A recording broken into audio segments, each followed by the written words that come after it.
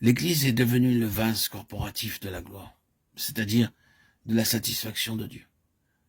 Si vous avez ici ou là une véritable expression de la pensée de Dieu à l'égard de l'Église, vous avez des gens qui vivent dans la joie de la satisfaction de Dieu, des gens qui sont entrés dans le repos, des gens qui ne sont pas satisfaits d'eux-mêmes, mais du Seigneur. Parmi beaucoup d'autres choses, vous aurez cela. L'Église est introduite seulement pour incarner et pour être le vase de cette gloire de Dieu, qui est la satisfaction de Dieu dans sa propre nature.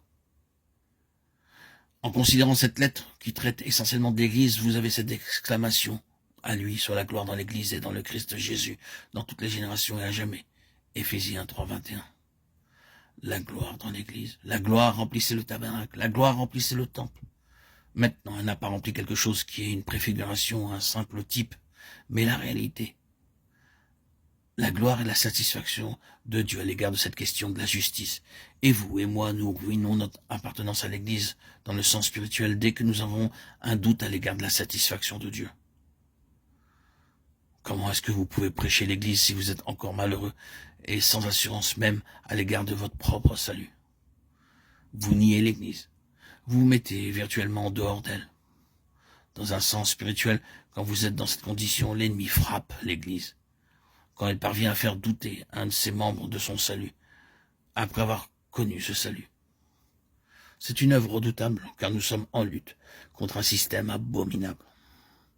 C'est pourquoi cette lettre qui parle de l'Église doit forcément nous conduire à combattre contre les principautés et les puissances, les despotes mondiaux qui gouvernent ces ténèbres. Vous pouvez parler des forces néfastes et combattre contre elles dans la prière. Mais rappelez-vous de cela.